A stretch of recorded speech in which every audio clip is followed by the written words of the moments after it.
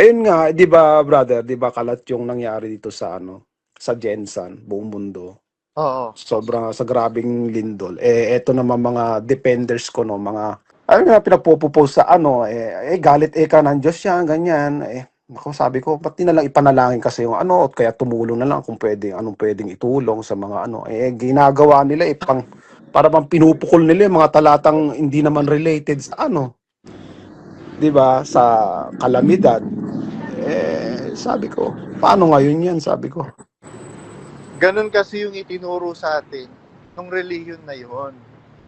Instead na magkaroon ka ng empathy sa mga lalo na sa mga biktima, kung ano pa yung sinasabi nila, baka tuloy yung mga tao, mga biktima, pati sa Diyos magalit. O, 'di ba? Parang oo, ganun po ang labas. Tapos, oh, tulungan. Asan sila ngayon, 'di ba? O baka pagka okay na, lumipas silang araw, pagpapalipad ng drone sa Gensan, tatayo ng isang bahay sa kapatid na salanta ng kalamidad. Tapos pampadagdag ng paksa. 'Di ba ganun ang ano? Pagpapalipad ng drone sa Gensan, tapos papatayo na isang bahay. Pabahay ko, no? Ano ba yan? Sabi ko. Totoo yan. Sabi ko nga, mga kapatid, yung ginagawa nilang pabahay kuno ni Danya Rason, ano lang po yan? Pang-cover up lang po yan. Kasi mismong mga kasambahay ni Danya Rason, hindi nga mapagawa ng bahay. May mga kasambahay nga silang, naku, meron silang kasambahay, nagpagawa lang ng kwarto, sinabihan na magnanakaw. Tapos, mapapaniwala po kayo mga kapatid na ano na nagbibigay sila ng bahay kahit lupa sa paso, hindi po magbibigay ang pamilya na yan mga kapatid. Tanungin niyo po ang pamilya Soriano at Rason. Biruin ninyo, yan si Mama Mary nga mismo nagpapatotoo. Hindi po totoo yan mga kapatid. Bakit? Bakit nila idemanda? Dahil lang sa anahaw. Biruin mo, tsuhin mo, kapatid ng tatay mo. Sinuportahan mo yung tatay mo, binigyan mo ng lawyer para idemanda yung tsuhin mo. Kaya mga kapatid, sabi ko nga, ngayon nga lang tayo nahimasmasan eh. Ako, napaniwala nila na si Uncle Philip, yung yumaong Uncle Philip, masamang tao kasi binawi yung abuloy. Di po ba mga kapatid, kung inyong nasubaybayan yung talakayan namin ni Uncle Philip, kinlarify ko yon. Totoo ba yung sinasabi nila, kinakalat nila na binawi mo daw yung abuloy nyo po? Paano ko babawin yung abuloy ko? Sabing ganyan, ang binabawi ko yung pera ko na sinabi nila na itatago nila. Kaya noon pa man, yung kanilang ginagawa na pagde-demonize sa mga nag-e-exit ay may pattern. Biro mo, kay Lolita Hizon nga lang, doon sa yumaong Doña Lolita Hizon, ganyan din, dinemonize din. Grabe, no? Yung talagang, ano ba yan? Yung mga gawain talagang, no? Okay lang kung dinemonize, yung mga gagawan pa nila ng sisiraan pa nilang tao. Okay na yung tama na yun pero sisiraan nila hanggang sa hindi na sila paniwala ng iba pang mga nila. Sirang-sira na yung tao, paano ngayon yun, di po ba? Correct, lalo na nakamatayan na ni Doña Lolita Hizon. Yung paninirang ginawa ng iglesia na yan. Grabe, no? Okay, meron namang total, mahilig silang magsabi na magkita-kita na lang tayo sa finals. Naku mga kapatid, habang maaga, imulat po ninyo ang inyong mga mata. Sabi ko nga, Brad Josel, hindi ba kayo nakokonsensya na nagiging kasangkapan kayo sa panloloko sa mga kapatid? Na alam nyo naman na niloloko na lang ang mga kapatid. Tapos, okay lang sa inyo at kasangkapan kayo sa panloloko. Brad Rodel Mangiliman, okay lang sa inyo na niloloko yung mga kapatid at niloloko hindi lang mga kapatid, pamilya ninyo sa inyo. Ewan ko ba sa kumukuha ng lakas ng loob 'tong mga 'to para magsalita lang na sila ay totoo, sila yung tama. Naku, hindi ko na kayang isipin yung gano'ng ano, 'di ba? Hindi ko maatim. Yan yung sinasabi ni Propeta Isayas. Ang mga aso, totoong matakaw, sila'y kailanman ay walang kabusugan. Ang mga Yun, ito'y men. mga pastor na pinasasabsab ang kanilang mga sarili. Ganyan ang nangyayari ngayon. Kaya nga, hindi sila makatahol. O sige, kung ayaw umarap ni Daniel Rason, sige, Brad Joseph, tayo ang magharap. Sige, buksan ninyo ang inyong ang inyong programa. Magharap-harap tayo. Magharap-harap tayo sa isang maginoong usapan. O ayaw mong humarap, Brad Joseph? O sige, ikaw, Brad Sani. Brad Sani Katan. O ayaw mo rin humarap, Brad Sani Katan. Ikaw, Brad Rodel Mangiliman. Kung sinong gustong humarap sa inyo, sige, buksan ninyo ang inyong programa sa pasalamat. Sige, total sabi ninyo, kayo ang nagsasabi ng totoo. Para once and for all, kung nagsasabi nga kayo ng totoo. Meron kasi po ritong may kapatid dito na dating nakasama namin, gumagawa lang ng alibay sa asawa niya. Kasi yung asawa niya sobrang halos di na siya pinapayagang lumabas ng para makipagkita sa mga exiters, gano'n. Aha. So ang nangyayari ngayon siya, gumagawa na lang ng mga para lang makita kami kasi na siya, sa puso niya exit na siya, yun lang ang asawa niyang pumipigil sa kanya na Hmm. Kaya minsan nakakapag na siya, kumbaga nakakapagsinungaling siya sa asawa niya, mga gano'n. Kaya nararamdaman rin namin na talagang ano ba 'yan, nakakalungkot naman talaga sitwasyon ni kapatid, sabi namin gano'n. Kaya paano kaya yun brother sa mga Ganun kapatid talaga, na gano'n? brother, sa totoo lang. Oo, ah, Mas mahirap yung kalagayan ng mga closet. Meron nga oo. closet, nasa tabi mismo ni Daniel Rason eh. Ito hindi ito, Naku, ito fake news. Sabi ko nga, hindi mm. tayo naglalabas ng fake news. Pagka fake, sinasabi natin hindi po totoo yan. Kagaya nung may mga lumalabas na kuro-kuro na si Soriano daw at Ulysses ay kinasal. Kasi ang middle initial nung bata na si John ay Soriano. Sabi ko hindi po totoo yan. Tapos meron lumabas na meron daw asawa si na Eusebio yung apelyido. Sabi ko hindi po totoo din yan. Hmm, Mahirap yung kalagayan ng mga kapatid na closet kasi mahirap magtanga-tangahan. Kagaya nga ng sabi ni Sis Lizelle Pascua ba yun? O Pascual, yung isang nakausap natin recently lang, sinubukan ko na magbalik loob, sabi niya ganyan. Pero mahirap po kasing dayain yung sarili. Mahirap lokohin yung sarili. oo, tama po yun. Rin 'di ba, lutang ka na rin sa pagtitipon 'pag gano'n, 'di po ba? Kung nararamdaman mong may mali na tapos naglalaban yung isip mo sa paksa naman na hindi pumapasok sa puso mo, parang gano'n po ba? Nararamdaman mo rin mismo. Kaya malaking tulong yung ginagawa ninyo, mga kapatid, Hmm. sa na nakikipagkaisa sa adikain natin in spreading, in disseminating the news, the information that our beloved brethren dapat nilang malaman. Kaya salamat sa inyong lahat, mga kapatid, sa pakikipagkaisa sa advocacy po natin. Kasi sabi ko nga po, bukas makalawa matatauhan din kayo. Better yet, mahimasmasan na kayo ngayon kasi baka after 5 years or hindi natin alam, doon kayo mahimasmasan. Hindi na kayo wala na kayong babalikan. Wala na kayong babalikan kaibigan, wala na kayong babalikan pamilya na winasak ng kultong yan. Kawawa po kayo, mga kapatid. Better yet, Mm. pamaga is reclaim what can be reclaimed. Oo, tama po 'yun, oo. Tsaka 'yun nga, yung kaninang sinabi ko na kapatid na 'yun, talagang, nagtataka kami bakit hindi naman siya laging ganito.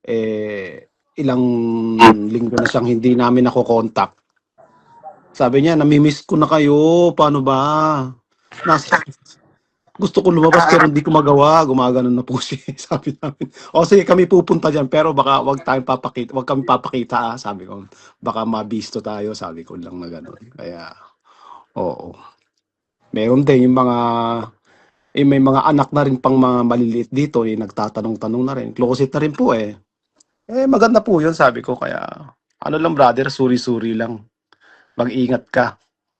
Huwag ka mag-a-add ng mga exiters baka maano ka, ikaw mapag-initan, sabi ko lang po na gano'n. 'Di ba? Oo. Yes. Lagi naman natin sinasabi, mga kapatid, if you think that staying in that church will still make you a better person, then stay. Ngayon, kung kagaya niyan, biruin mo, hindi mo binibigyan ng kalayaan yung iyong asawa, Mm. mali. Mali, mga kapatid. Ang Diyos nga, binigyan niya ng kalayaan. Yung sangkatauhan na kanyang nilikha. Tapos, tayo, ayaw natin bigyan ng kalayaan. Bakit? Hindi po ba natin ginagamit yung isip natin, mga kapatid? Bakit natatakot si Daniel Rason? Bakit binabakuran niya yung mga kapatid? Dahil ba Mm. sakit sa kanilang kaluluwa, no, mga kapatid? Kasi kung talagang minamalasakit ni Daniel Rason ang kaluluwa, ang welfare ng kapatiran, dapat matagal niya na akong hinarap. Sabi nga ng mga kapatid na milyonaryo na kausap ko, Brad Badong, sabing ganyan, dapat sana para hindi na madamay ang kapatiran, kausapin ka na lang in private ni Brad Daniel. Tama naman. Kailangan ano niya rin, eh. Nagiging duwag puso niyan, sa ganyang ginagawa niya, 'di ba?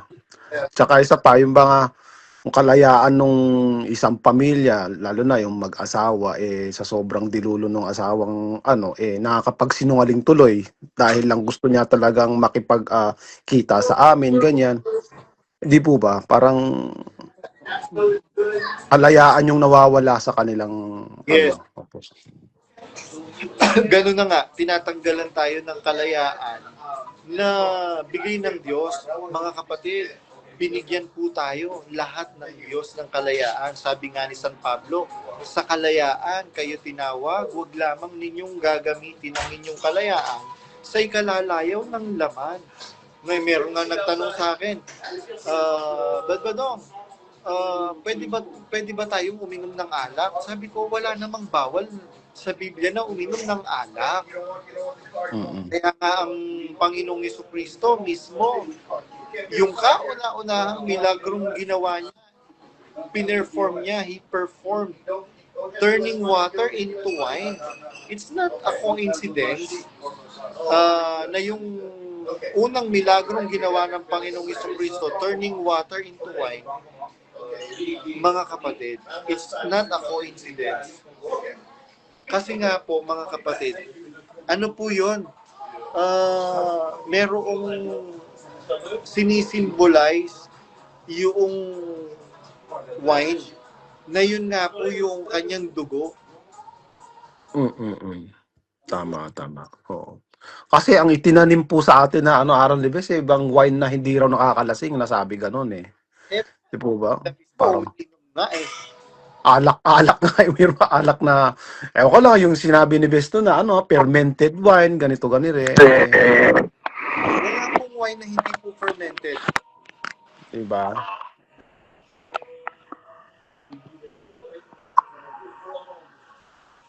Nag-aano, brother? Okay lang? Parang Ano po?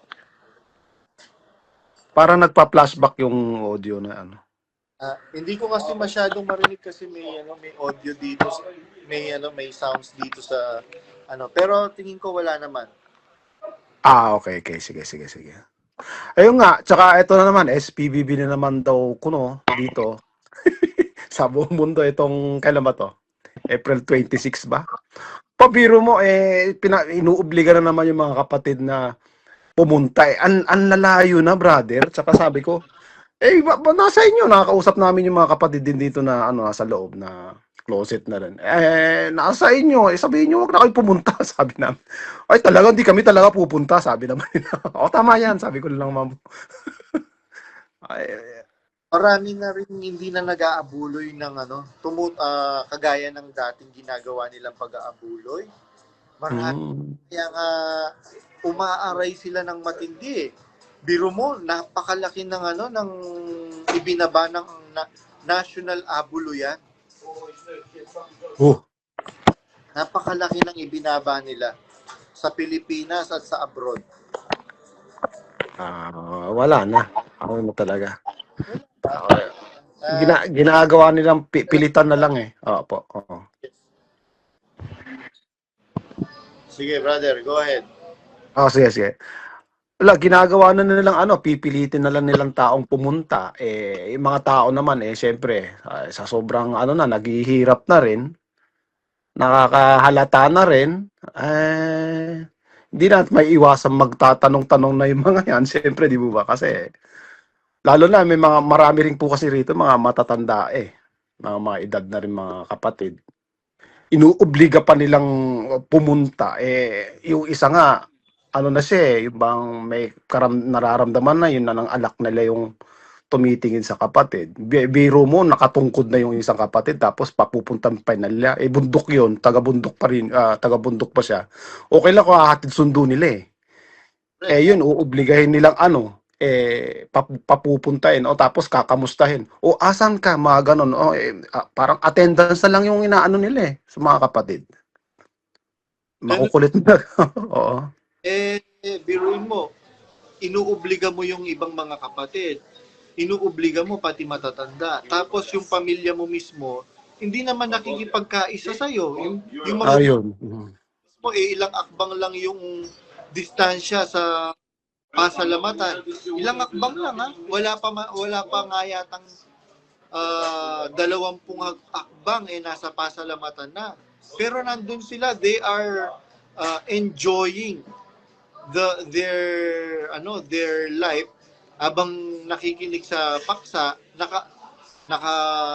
nakahiga, nakahilata, nagpapamasa, Sakto. nagpapapedicure, Grabe naman yun. bilang ng pera. Ba? Sa akin na lang yung ano, pagbibilang, pabayan na sa iba. Grabe naman yan. Tapos habang pagtitipon yung brother tama Oo, ba? habang pagkakatipon, bakit ko alam? Kasi nga, kasama nga nila ako. Ay, na. Kaya nga takot Grabe, no? eh. Takot na takot siya, hindi niya ako mapangapangalanan.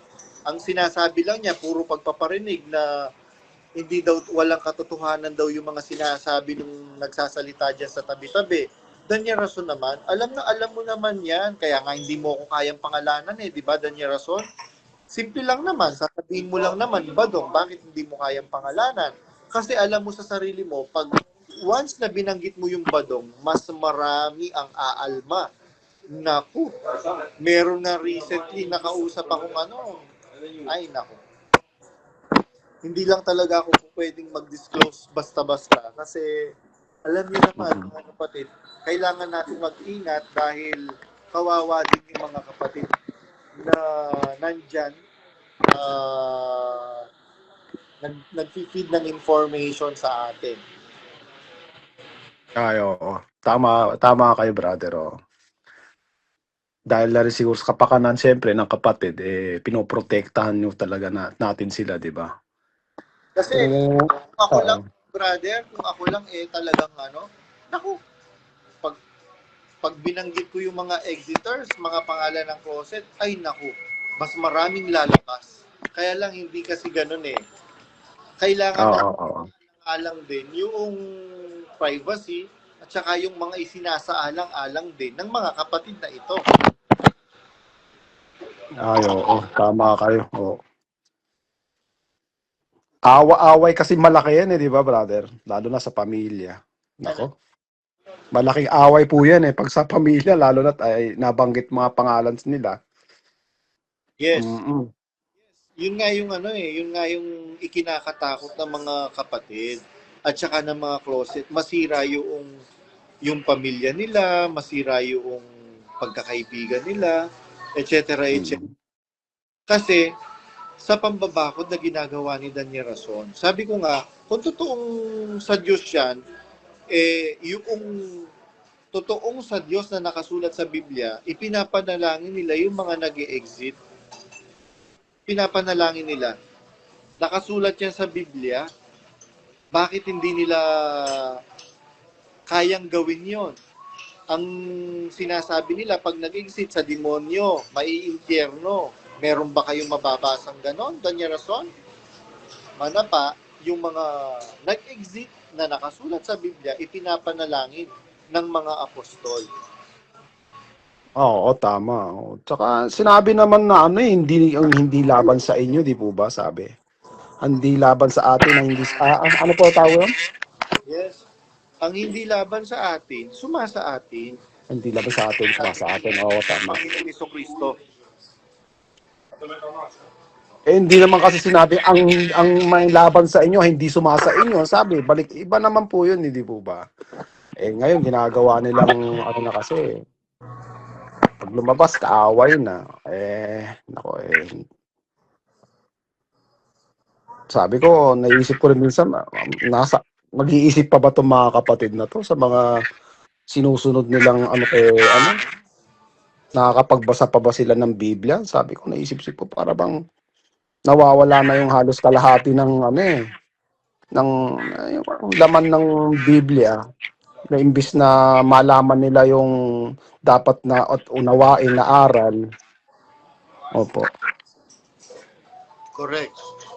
Kaya, mga kapatid, mag-obserba po kayo. Huwag po kayong maging panatiko, mga kapatid. Pagka ang leader, tinatamnan na po kayo ng kaya nga sabi ni San Pablo, sa amin, mga tuto kayo, na huwag magsigit sa mga bagay na nangasusulat. Yung ba'y kaya pambasahin ni Daniel Rason? Sabi ni San Pablo, hanggang ngayon, kami, gutom, etc., etc. Kaya bang basahin ni Daniel Rason yun? Hindi, marami na po silang hindi kayang basahin. Yun nga lang nasa ano bang talata yun? Yung magsipagtanong kayo sa mga saserdote tungkol sa mga bagay ng kautusan. Kaya pa bang basahin yun ni Daniel Rason? Ginagawang paiwas eh. Oo. Yes, marami na silang kinatatakutan na talata ng Biblia. Kaya ang ginagawa na lang nila, cherry picking, and aside from cherry picking, nag-i-interpret na lang sila for their own benefit, for their own interest. Oo, tama. Isa pa yan, yung naobserbahan ko rin yung para bang yung itong nangyaring lindol sa Jensan, di ba? Oo. Lumindol na nga tapos naging laman na naman ng social media yung mga members na galit ng Diyos, ganito, gano'n. Imbis na ipanalangin, tumulong na lang sa mga napinsala. Ayun nga, di ba, brother, di ba kalat yung nangyari dito sa sa Jensan, buong mundo. Oo. Sobrang sa grabing lindol. Eto naman mga defenders ko, no, mga pinapopost sa galit ka ng Diyos yan, ganyan. Ako sabi ko, ba't di na lang ipanalangin kasi yung at kaya tumulong na lang kung anong pwedeng itulong sa mga ginagawa nila para bang pinupukol nila yung mga talatang hindi naman related sa di ba, sa kalamidad. Sabi ko, paano ngayon yan, sabi ko. Ganun kasi yung itinuro sa atin nung relihiyon na yun. Instead na magkaroon ka ng empathy sa mga lalo na sa mga biktima, kung ano pa yung sinasabi nila, baka tuloy yung mga tao, mga biktima, pati sa Diyos magalit.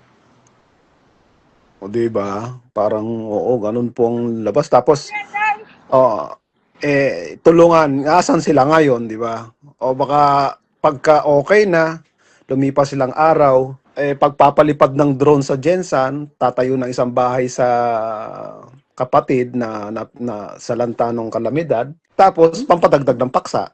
Di ba ganun ang ano? Pagpapalipad ng drone sa Jensan, tapos papatayo na isang bahay. Pabahay ko, no? Ano ba yan? Sabi ko. Totoo yan. Sabi ko nga, mga kapatid, yung ginagawa nilang pabahay kuno ni Danya Rason, ano lang po yan? Pang-cover up lang po yan. Kasi mismong mga kasambahay ni Danya Rason, hindi nga mapagawa ng bahay. May mga kasambahay nga silang, naku, meron silang kasambahay, nagpagawa lang ng kwarto, sinabihan na magnanakaw. Tapos, mapapaniwala po kayo mga kapatid na na nagbibigay sila ng bahay kahit lupa sa paso, hindi po magbibigay ang pamilya na yan mga kapatid. Tanungin niyo po ang pamilya Soriano at Rason. Biruin ninyo, yan si Mama Mary nga mismo nagpapatotoo. Hindi po totoo yan mga kapatid. Bakit? Bakit nila idemanda? Dahil lang sa anahaw. Biruin mo, tsuhin mo kapatid ng tatay mo, sinuportahan mo yung tatay mo, binigyan mo ng lawyer para idemanda yung tsuhin mo. Kaya mga kapatid, sabi ko nga, ngayon nga lang tayo nahimasmasan eh. Ako napaniwala nila na si Uncle Philip, yung yumaong Uncle Philip, masamang tao kasi binawi yung abuloy. Di po ba mga kapatid, kung inyong nasubaybayan yung talakayan namin ni Uncle Philip, kinlarify ko yon. Totoo ba yung sinasabi nila, kinakalat nila na binawi mo daw yung abuloy nyo po? Paano ko babawin yung abuloy ko? Sabing ganyan, ang binabawi ko yung pera ko na sinabi nila na itatago nila. Kaya noon pa man, yung kanilang ginagawa na pagde-demonize sa mga nag-e-exit ay may pattern. Biro mo, kay Lolita Hizon nga lang, doon sa yumaong Doña Lolita Hizon, ganyan din, dinemonize din. Grabe, no? Yung talagang, ano ba yan? Yung mga gawain talagang, no? Okay lang kung i-demonize, yung mga gagawan pa nila ng sisiraan pa nilang tao. Okay na yung tama na yun pero yung sisiraan nila hanggang sa hindi na sila paniwalaan ng iba pang mga nila. Sirang-sira na yung tao, paano ngayon yun, di po ba? Correct, lalo na nakamatayan na ni Doña Lolita Hizon. Yung paninirang ginawa ng iglesia na yan.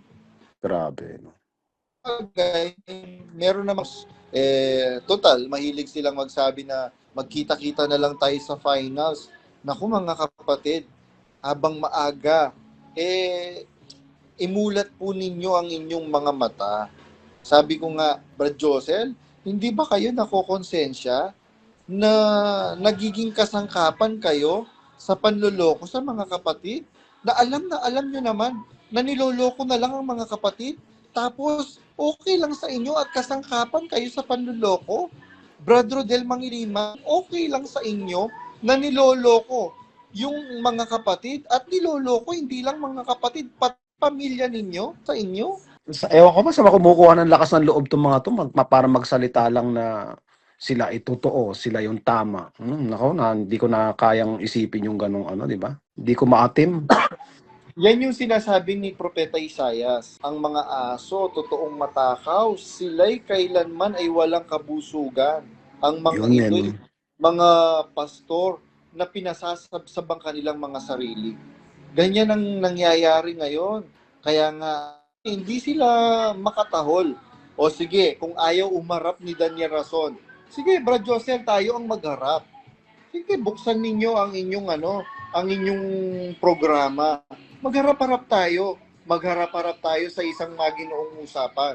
O ayaw mong humarap, Brad Josel? O sige, ikaw, Brad Sani Katan. O ayaw mo rin humarap, Brad Sani Katan. Ikaw, Brad Rodel Mangiliman. Kung sinong gustong humarap sa inyo, sige, buksan ninyo ang inyong programa sa pasalamat. Sige, total sabi ninyo, kayo ang nagsasabi ng totoo. Para once and for all, kung nagsasabi nga kayo ng totoo.